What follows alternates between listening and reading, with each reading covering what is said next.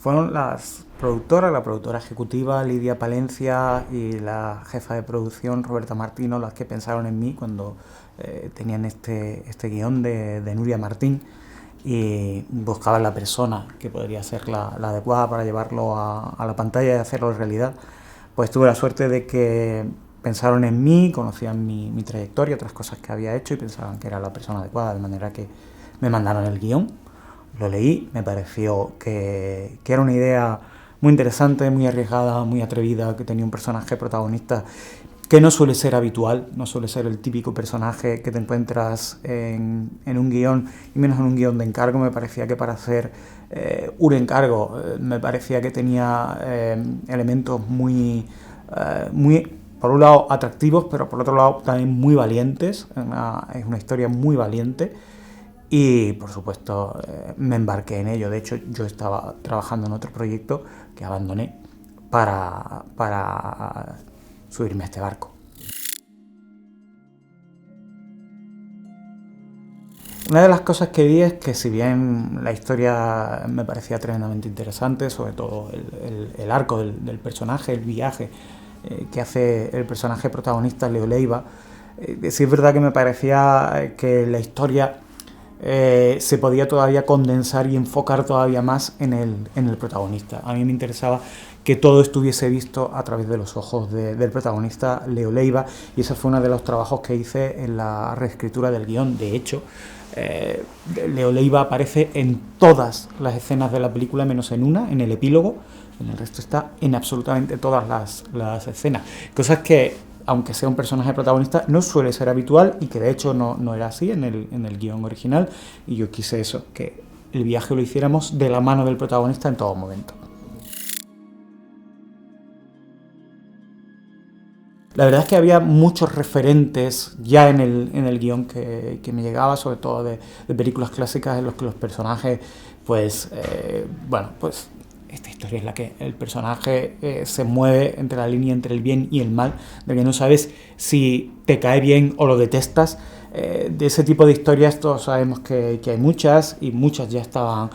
plasmadas en el guión, pero es verdad que nosotros, a la hora de hacer la película, en muchos casos cogimos esas referencias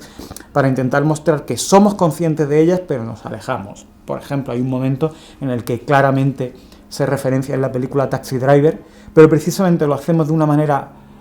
tan descarada que lo que estamos diciendo al espectador es: ya sabemos que por aquí esto huele a Taxi Driver, pero precisamente lo que hacemos es darle la vuelta para decirle: pero nosotros queremos coger otro camino.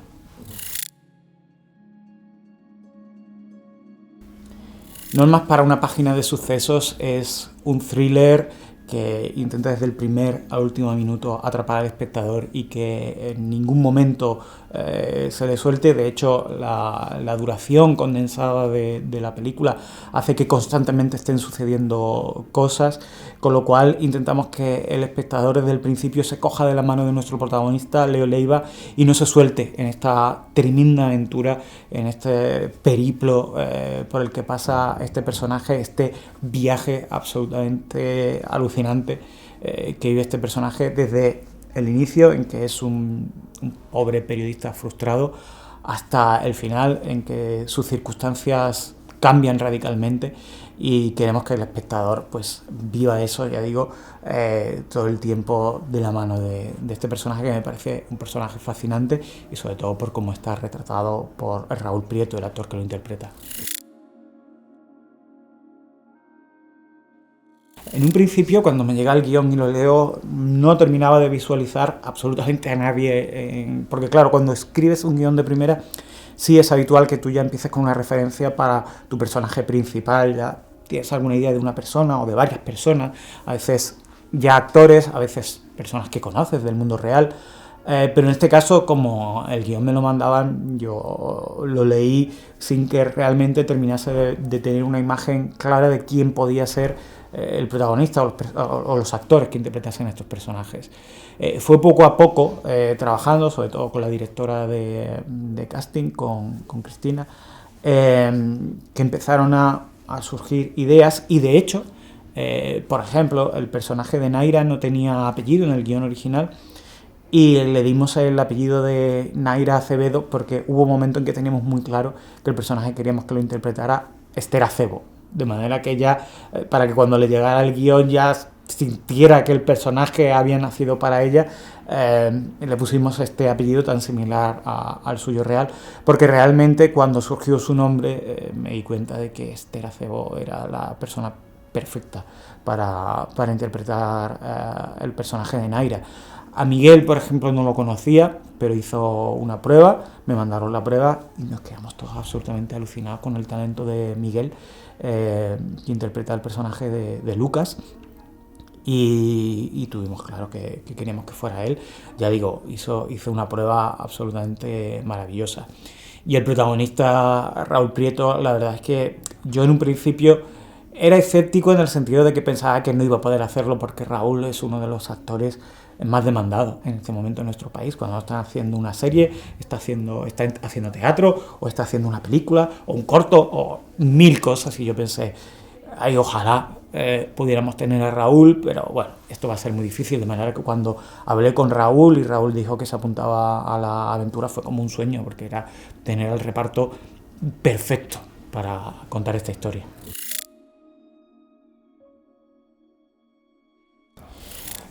En un principio rodar en Gran Canaria, en las Islas Canarias, se planteaba como un desafío, porque yo soy peninsular y de pronto tenía que llegar allí, pero sí es verdad que justamente el proyecto en el que había trabajado antes se había rodado en la misma isla, en Gran Canaria, en la película La Mujer Dormida, donde yo fui director de la segunda unidad. También con parte del equipo con el que luego contamos, con lo cual para mí no fue un salto de fe tan grande porque ya conocía la isla, ya conocía el talento que hay allí y de hecho para aquella película yo ya había visto algunas localizaciones que me fascinaban, que pensaba cuando estaba rodando la anterior película, ojalá algún día pueda rodar aquí. Y en la siguiente película pues fue maravilloso porque pude decir estos sitios en los que no pude aprovechar en la película anterior, en los que me hubiera gustado rodar, ahora este va a ser el momento. Y de hecho hay muchas localizaciones y muchos espacios y muchos paisajes maravillosos de la isla de Gran Canaria que aparecen en esta película, pero porque yo ya venía enamorado de ellos, ¿no? Y bueno, en las Islas Canarias ya sabemos que ahora mismo están llegando todo tipo de rodajes, nacionales, internacionales, con lo cual hay muchísimo músculo, hay muchísimo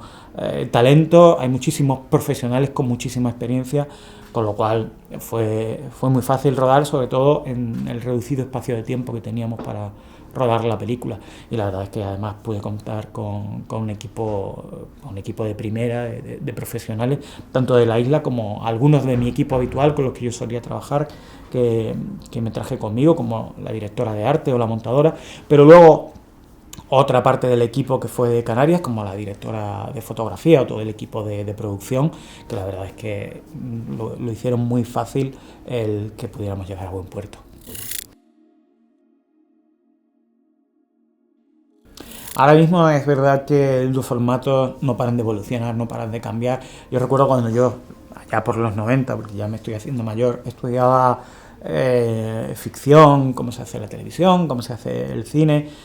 había como unas reglas muy estrictas, esto se hace así y esto se tiene que hacer de esta otra manera. Llegados al año 2024 las reglas han saltado por los aires y ahora mismo los formatos constantemente están cambiando, las demandas del público son completamente diferentes y sí es verdad que el público demanda historias muy potentes en un tiempo muy determinado porque, bueno, la vida actual a veces no nos permite poder dedicar 2 o 3 horas que a veces duran las películas a sentarnos delante de una pantalla, de manera que condensar una historia potente que podría perfectamente haberse contado en 2 horas, pero condensarla a 1 hora hace que en muchos casos llegues a un público que habitualmente no puede ver ese tipo de formatos. Y si algo queda claro después de haber hecho Normas para una página de sucesos, que es un formato muy cómodo en el que se pueden contar grandes historias y en el que además se elimina todo lo accesorio, todo lo que pueda hacer que el ritmo decaiga y la película se mantenga siempre arriba y mantener la atención del espectador en todo momento, de principio a fin. La idea es que el espectador, desde que empieza la película hasta que acabe, en ningún momento tenga la tentación de mirar la pantalla del móvil y esté siempre atento a la pantalla de nuestra película. No es más para una página de sucesos, es la primera producción original de esta nueva plataforma de contenido gratuito que es Divergente, lo cual para mí es un privilegio, ¿no? El poder inaugurar una plataforma de este tipo, una plataforma además con una proyección internacional grande y que además va a llegar a mucha gente. El que sea esta la primera producción es un privilegio, pero también es una responsabilidad y todos esperemos que hayamos estado a la altura. Yo creo que sí. Yo creo que la película pues va a atraer a ese nuevo público que busca ese nuevo tipo de formato que le va a ofrecer esta nueva plataforma.